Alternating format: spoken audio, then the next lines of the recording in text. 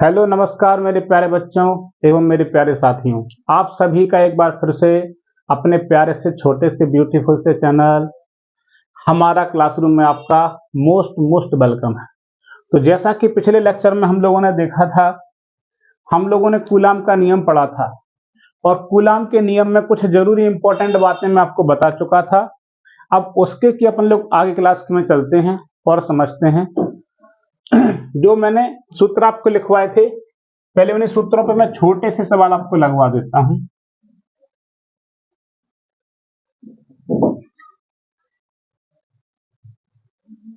आइए पहले अपन लोग क्वेश्चन नंबर 1 करते हैं।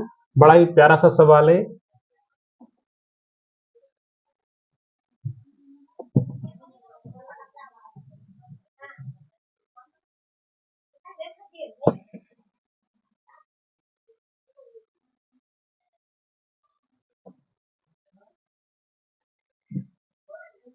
जल का परावैद्युतांक 81 है। इसकी निरपेक्ष वैद्युतशीलता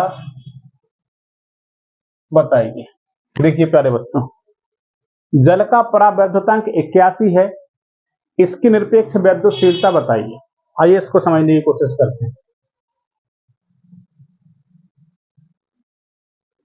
सबसे पहले जल का परावैद्युतांक 81 है, अर्थात के की वैल्यू कितनी है प्यारे बच्चों? 81। इसकी निरपेक्ष वैद्युतशीलता आपको निकालनी है। तो मैंने आपको पिछले लेक्चर में एक फॉर्मूला लिखवाया था कि K इक्वल टू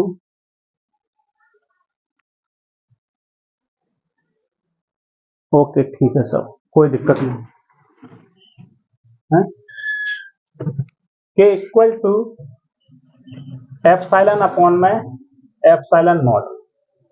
देखिए पहले K के स्थान पे अपन लोग रखेंगे 81 और एप्सिलॉन बटे एप्सिलॉन नॉट की वैल्यू हम सभी को पता है 8.85 10 की घात में माइनस के 12।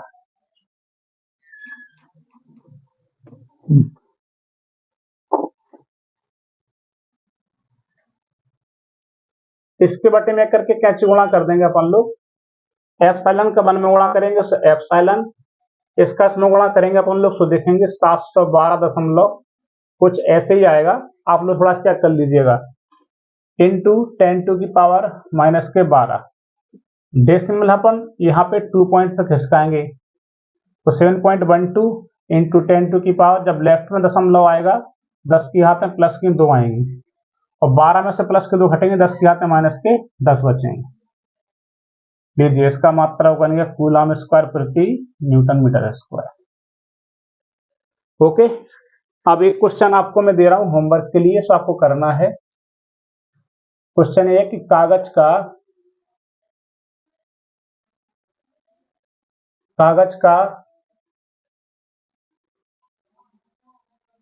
का परावैद्युतांक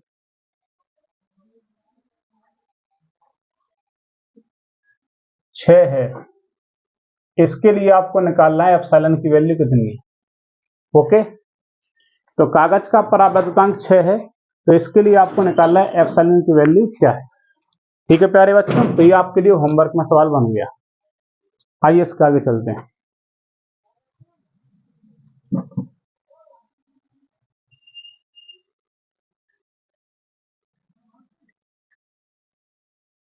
देखिए प्यारे बच्चों, हम लोगों ने कूलाम का नियम पढ़ा था और इसमें अपन लोगों ने वैद्युत बल के बारे में समझा था। कूलाम के नियम के साथ साथ हम लोगों ने गुरुत्वाकर्षण बल के बारे में भी समझा था। आइए हम एक काम करते हैं, आपको एक कूलाम के नियम का सवाल अच्छा बताते हैं और उसमें हम गुरुत्वाकर्षण बल को भी निकालना आपको सिखाते हैं। आइए समझते हैं।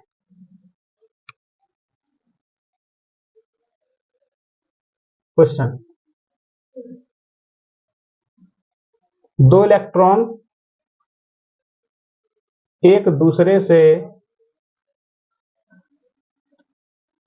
मान लो 6 सेंटीमीटर की दूरी पर स्थित हैं। इनके बीच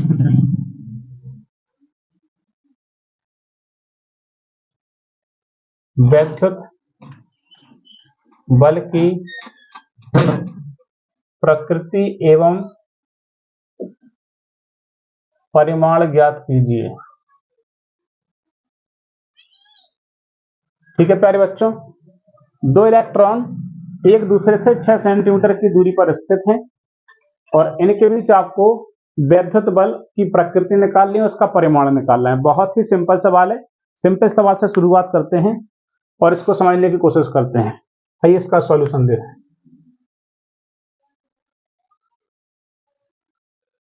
सबसे पहले दो इलेक्ट्रॉन हैं, एक इलेक्ट्रॉन ये रहा, एक इलेक्ट्रॉन ये रहा।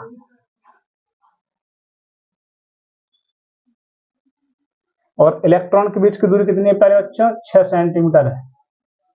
आर की वैल्यू कितनी है प्यारे बच्चों? 6 सेंटीमीटर। तो इनके बीच हमें निकालना है वैद्युत बल। तो देखो वैद्युत बल का फॉर्मूला क्या होता है? F बराबर 1/4πε0 Q1 Q2 बटे में R स्क्वायर। तो देखो R की वैल्यू तो हमारे पास है 6 सेंटीमीटर, मतलब 6 गुणे 10 की घात है -2 मीटर। अब Q1 Q2 बचा, तो Q1 मतलब इलेक्ट्रॉन का आवेश, और इलेक्ट्रॉन का आवेश होता है -1.6 10 की घात -19 कूलम। इसी प्रकार Q2 भी किसका आवेश होगा? इलेक्ट्रॉन का, -1.6 10 की घात -19 कूलम। चलिए अब निकाल लेते हैं बड़े आराम से। इसकी वैल्यू हम सबको पता है, इसकी वैल्यू कितनी होती है प्यारे बच्चों? 9 गुणे 10 की पावर में 9, और Q1 है पहला आवेश। नेगेटिव वैल्यू नहीं रखनी है आपको, केवल इसका परिमाण रखना है, यानी कि 1.6 10 की घात में -19, और Q2 प्लस के 1.6 10 की घात में -19 बटे में आर स्क्वायर करना है। आर स्क्वायर माने आर का स्क्वायर करोगे 6 का स्क्वायर 36 इंटू 10 की घात में -2 का स्क्वायर हो जाएगा -4, 9 से कट जाएगा, 9 चौका 36, और 4 से काट देना, 4 चौका 16.1 पॉइंट पे। तो देखिए नीचे कुछ नहीं होता, 10 की घात में -4 है, ऊपर 16 चौका 64, मतलब 16 चौका 64 तो 2 अंक पे लगेगा, तो 0.64 1 पॉइंट पे, 1 पॉइंट से 2 पॉइंट पे लग गया। और 10 की घात में देखिए -19 38, 38 में से ये प्लस के 19 घट जाएंगे, 10 की पावर में -29, और माइनस की 4 घात ऊपर पहुंचेगी, 10 की घात में +4, तो हमारे पास बचेगा 0.64, 10 की घात में 29 में से गई 4, तो 10 की घात में -25, 10.1 अंक और खसका देंगे राइट हैंड पे, तो 6.4 10 की घात में -26 न्यूटन। ठीक है प्यारे बच्चों, इसके बाद अगर हम इसकी प्रकृति देखें, ठीक है प्यारे बच्चों, प्रकृति, तो प्रकृति कैसे निकालोगे भाई? देखो ये भी इलेक्ट्रॉन, ये भी इलेक्ट्रॉन, इलेक्ट्रॉन भी नेगेटिव, ये भी नेगेटिव, नेगेटिव नेगेटिव आवेशों के इसमें होता है प्रतिकर्षण, तो इसकी प्रकृति कैसे हो जाएगी? प्रतिकर्षण बल होगा। ये बल कैसा होगा पहले बच्चों? प्रतिकर्षण बल होगा। जल्दी से इस सवाल को आप लोग नोट कर लीजिए या फिर स्क्रीनशॉट ले लीजिए। चलिए इसी सवाल में और कुछ आपको करके दिखाता हूं। देखिए इसी सवाल में मैंने आपको विद्युत बल निकाल के दिखाया, आइए हम अब गुरुत्वाकर्षण बल निकाल के आपको दिखाते हैं। ठीक है, तो पहले मैं एक काम करता हूं, इस बल की वैल्यू यहां लिख लेता हूं, F इलेक्ट्रिक, जो इलेक्ट्रिक फोर्स है उसकी वैल्यू कितनी आ गई? 10 की घात में -26 न्यूटन। ठीक है, चलिए अब निकालते हैं गुरुत्वाकर्षण बल। मैं कुछ वैल्यू को हटा देता हूं यहां से।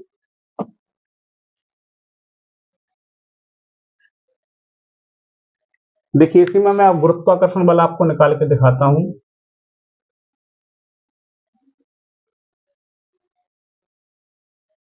गुरुत्वाकर्षण बल यानी कि F ग्रेविटेशनल फोर्स, इसका देखिए क्या होता है फॉर्मूला, G m1 m2 बटे में R स्क्वायर। देखिए G की वैल्यू होती है 6.67 10 की घात में -11, मैंने लिख दी है यहाँ पे। मास 1 यानी मास 1 किसका? इलेक्ट्रॉन का द्रव्यमान आप रख सकते हो 9 गुणे 10 की घात में -31।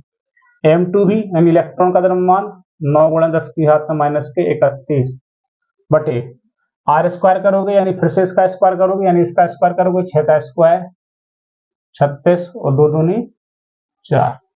देखिए 9 चौका 36, 4 बार कट गया, 9 का इसमें गुणा कर दिए, 9 7 63 का 3 हाथ लगाए 6, 9 6 54 और 6 60, 54 और फिर 6 60।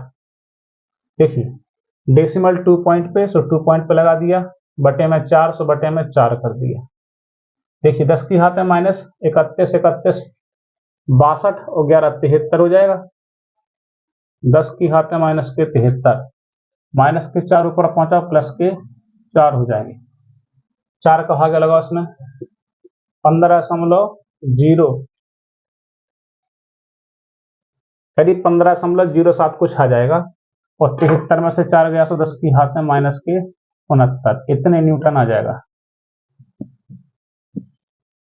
क्योंकि इलेक्ट्रॉन इलेक्ट्रॉन से फर्क नहीं पड़ता, गुरुत्वाकर्षण को आवेशों से कुछ लेना देना होता नहीं है, तो ये आकर्षण बल ही रहेगा। इसकी प्रकृति अगर देखें तो आकर्षण ही रहेगी। लेकिन अगर हम दोनों बलों की तुलना कर लें, ये प्रश्न पूछने के लिए आता है कि दो इलेक्ट्रॉनों के बीच में विद्युत बल निकालें, गुरुत्वाकर्षण बल निकालें, उनकी तुलना कर दें, तो अपन लिख देंगे, देखो प्यारे बच्चों, दोनों बलों की अगर हम तुलना करें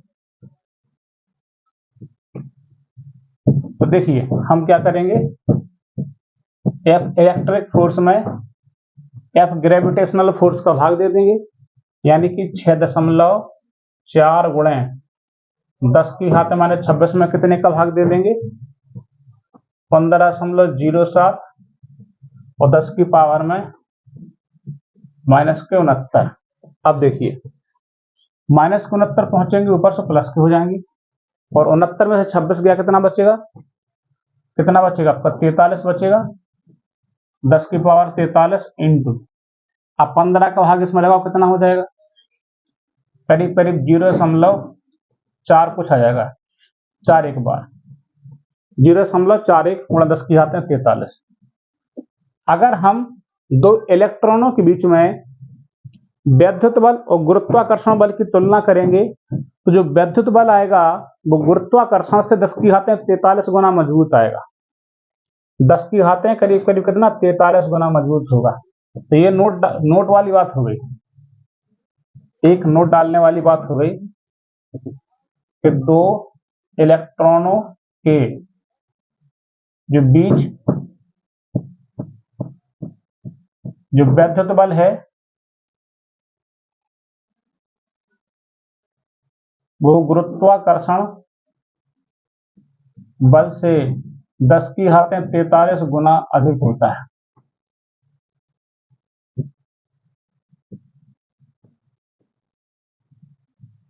ठीक है प्यारे बच्चों, अब दो इलेक्ट्रॉन के बीच तो मैंने आपको समझा दिया, आप इसका स्क्रीनशॉट ले लीजिए। अब एक सवाल मैं आपको होमवर्क में दे रहा हूं,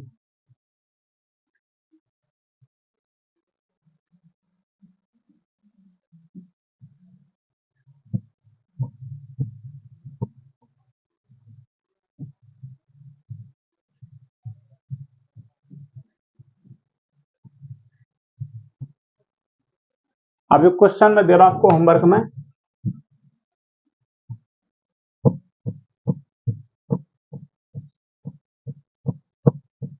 दो प्रोटॉन एक दूसरे से है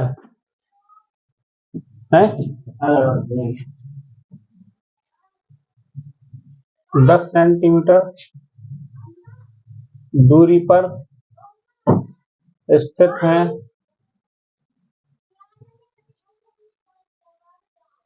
दो प्रोटॉन एक दूसरे 10 सेंटीमीटर दूरी पर स्थित हैं, इनके बीच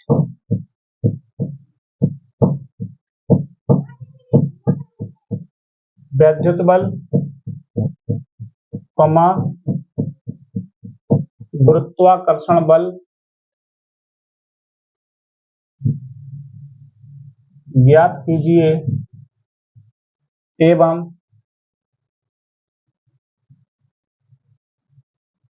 दोनों बलों की अरे बात तुम्हारे पापड़ा जे का सब काम कर रहे हैं। जी हां हां के जने हैं ना जो हाँ कितने जने हैं ठीक है। भगवान जलाने क्या आए बड़ा हो जाएगा। तो प्यारे बच्चों, आपको ये सवाल लगाना है, ये सॉल्व करना है आपको, ठीक है। तो इसको आप लोग होमवर्क में सॉल्व करके आना, और बाकी का सवाल, बाकी का टॉपिक मैं आपको आगे पढ़ाता हूँ। चलिए इसको मिटाते हैं। आइए आज का महत्वपूर्ण टॉपिक पढ़ते हैं अपन लोग।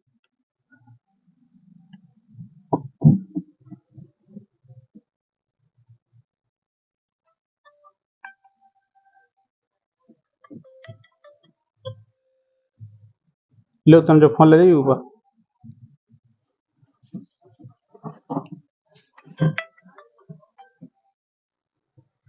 आइए हम लोग पढ़ते हैं आज का विशेष टॉपिक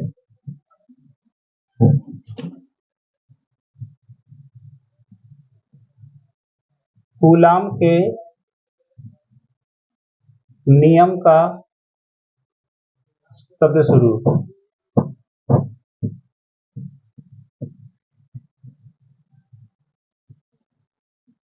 ठीक है प्यारे बच्चों, कूलाम के नियम का सदस्वरूप very important topic of the day. तो सबसे पहले तो कूलाम के नियम का सदस्वरूप की जरूरत क्यों पड़ी? सबसे पहले तो कूलाम बल का फॉर्मूला होता है 1/4 pi epsilon naught Q1 Q2 upon में R²। कूलाम के नियम में जो Q1 Q2 है वो आवेश है प्यारे बच्चों, और कूलाम ने जो नियम दिया था वो आवेशों के परिमाणों के लिए दिया था। आवेशों के परिमाणों के लिए दिया था। इसमें दिशा के बारे में कूलाम ने नहीं बताया था, और कूलाम ने यह भी कहा था कि हम जब कैलकुलेशन करेंगे तो वहां पे हम आवेशों के केवल परिमाण लेंगे, मैग्नीट्यूड लेंगे, मॉडुलस लेंगे। Q1 Q2 के हम क्या लेंगे? मॉडुलस लेंगे। चिन्ह सहित इसकी व्याख्या नहीं करेंगे, क्योंकि चिन्ह सहित व्याख्या करने पर हमको दिशा प्राप्त होगी, तो दिशा के बारे में नहीं बताया। और चूंकि हम जानते हैं कि बल कैसी राशि है, एक सदिश राशि है, और सदिश राशियों में परिमाण तो होना जरूरी है ही, साथ साथ में दिशा का भी ज्ञान होना चाहिए। परिमाण के साथ साथ दिशा का भी ज्ञान होना जरूरी है। अतः दिशा ज्ञात करने के लिए हम कूलाम का नियम कैसा पढ़ते हैं प्यारे बच्चों? सदिश रूप पढ़ते हैं। ठीक है, ये एग्जाम में भी पूछने के लिए आता है। तो आइए चलिए इस सदिश रूप को समझें और कूलाम की बात को और अच्छे से समझें। देखिए, सबसे पहले तो कूलाम के नियम के लिए हमें दो आवेश चाहिए पड़ेंगे, तो हम दो आवेश मान लेते हैं। एक आवेश मान लेते हैं Q1, और इससे कुछ दूरी पर आवेश मान लेते हैं Q2, और ये एक दूसरे से r दूरी पर स्थित है। अभी देखिए प्यारे बच्चे, मुक्त आकाश में है, फ्री आकाश में है। अभी इनको कोई भी टेंशन नहीं है, कहां पर है, कैसे हैं, इनको कोई पता नहीं। लेकिन हमें दिशा की जरूरत है, तभी तो अपन सदिश रूप पढ़ रहे हैं। और दिशा बनाने के लिए हम अपना एक फ्रेम बना लेते हैं, इसका निर्देश फ्रेम बना लेते हैं। इनको अक्षों में बंद कर देते हैं, अपनी देख रेख में बंद कर देते हैं। देखिए प्यारे बच्चों, ये इसका मूल बिंदु है फ्रेम का, और फ्रेम के मूल बिंदु से इसकी दूरी मान लेते हैं R1 वेक्टर, और दूसरे की दूरी मान लेते हैं प्यारे बच्चों R2 वेक्टर। मूल बिंदु से पहले आवेश की दूरी R1 वेक्टर है, और दूसरे आवेश की दूरी R2 वेक्टर है। देखिए, अब क्योंकि हम फ्रेम बना चुके हैं, और चित्र में आप देख सकते हो कि यह आवेश Q1 प्लस का है, ये भी Q2 प्लस का है। तो Q1 Q2 पर बल लगाएगा, और Q2 Q1 पर लगाएगा। क्योंकि दोनों धन धन के, तो उन दोनों के बीच में होगा प्रतिकर्षण बल। मतलब प्रतिकर्षण होगा तो ये दोनों एक दूसरे से दूर दूर भागेंगे, ये इसको धक्का देगा, इसको धक्का देगा, दोनों दूर दूर भागेंगे। अर्थात Q1 आवेश भागेगा लेफ्ट में, और Q2 आवेश भागेगा राइट में। क्यों भागेगा? प्रतिकर्षण की वजह से। क्यों भैया जी? इस वन पे कौन बल लगाएगा? 2 लगाएगा। वन पर बल लगाएगा 2, और 2 पर कौन बल लगाएगा? 2 पर लगाएगा 1 बल लगाएगा। इसकी वजह से ये आवेश Q1 यहां भागेगा, यहां पे 2 आ गया। तो एक काम करते हैं, चलिए पहले Q1 पर बल निकाल लेते हैं, उसके बाद Q2 पर बल निकालते हैं। तो चलिए देखिए, हम लिखेंगे आवेश Q1 पर आवेश Q2 के कारण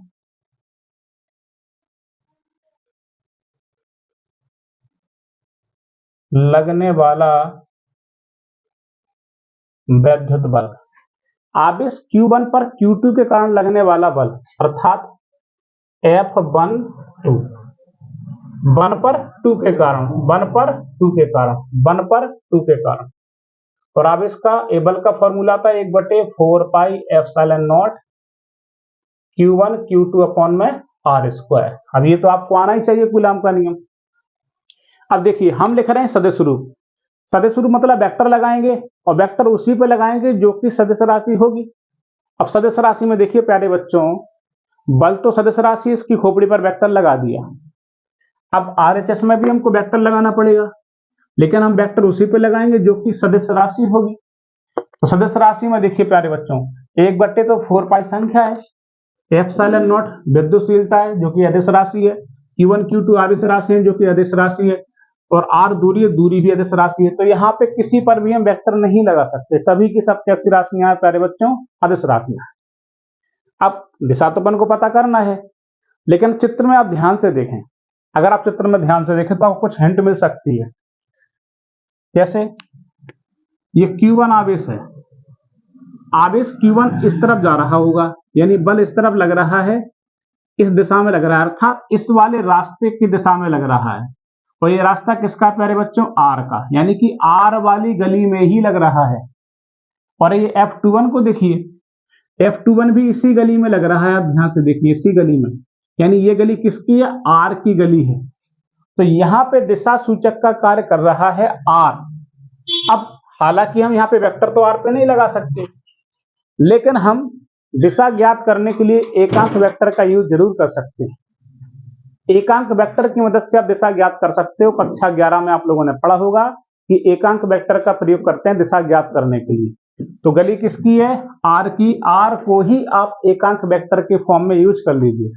तो देखिए, यहाँ पे अपन लोग मान लेते हैं R को, और R पे लगा देते हैं एकांक वेक्टर।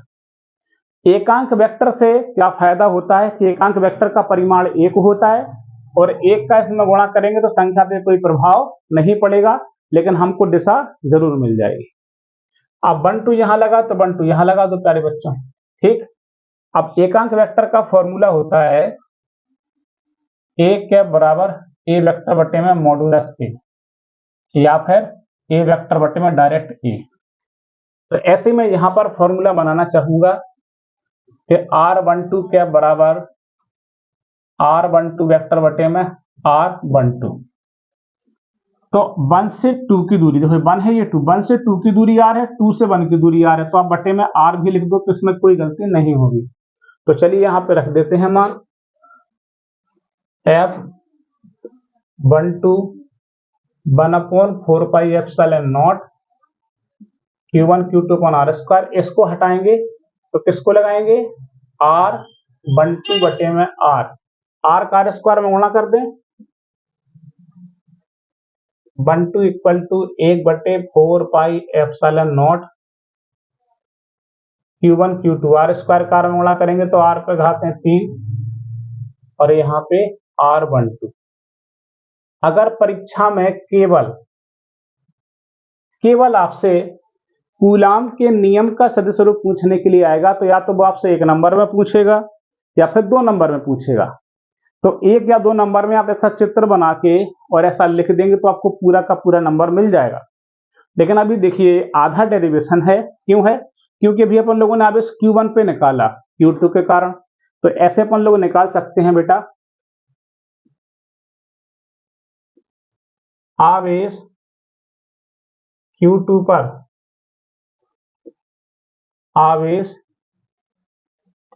Q1 के कारण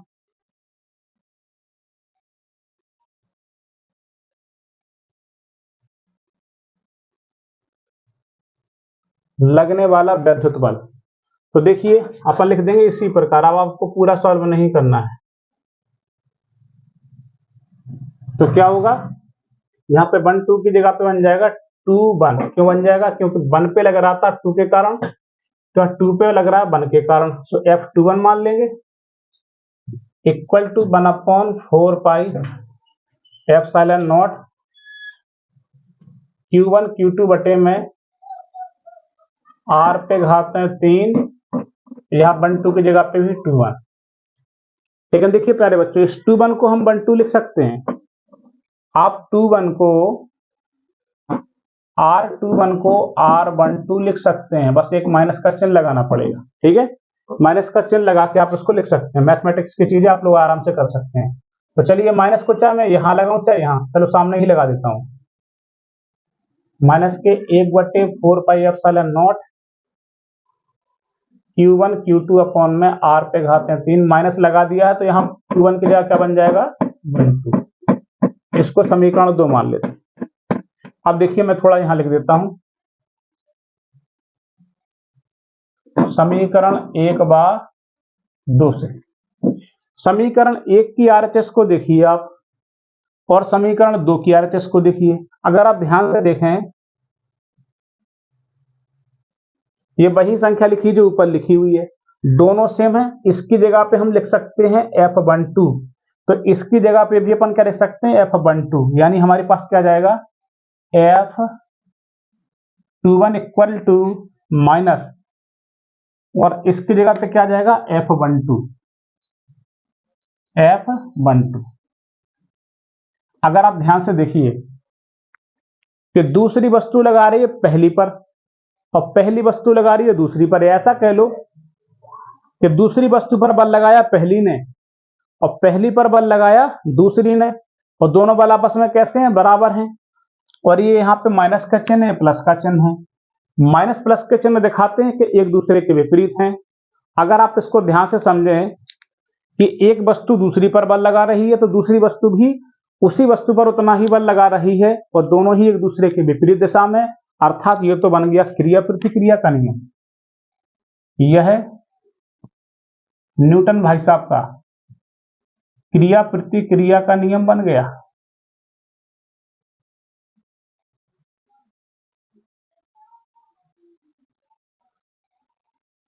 तो ये महान वैज्ञानिक न्यूटन का क्रिया प्रतिक्रिया नियम बन के आ गया। तो कभी कभी एग्जाम में आपसे ऐसे भी पूछने के लिए आता है कि बताइए कि कूलाम का नियम न्यूटन का क्रिया प्रतिक्रिया नियम ही है, सिद्ध कीजिए। क्वेश्चन आ जाएगा एग्जाम में बन के, सिद्ध कीजिए कि कूलाम का नियम न्यूटन के क्रिया प्रतिक्रिया का नियम ही है।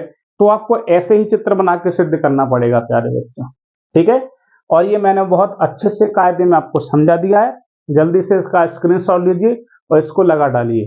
ठीक है, और ऐसे ही एजुकेशनल चैनल को जो कि आपके लिए निरंतर मेहनत करेगा और आपके लिए बोर्ड एग्जाम के लिए, चाहे आप किसी भी बोर्ड से बिलोंग करते हो, आपके लिए हम लोग ऐसे ही निरंतर वीडियो लाते रहेंगे। तो प्यारे बच्चों, आप लोगों से रिक्वेस्ट है कि हमें फॉलो करें और हमारा सहयोग करें, ताकि हम भी आपका सहयोग कर सकें आपकी अच्छी पढ़ाई के लिए।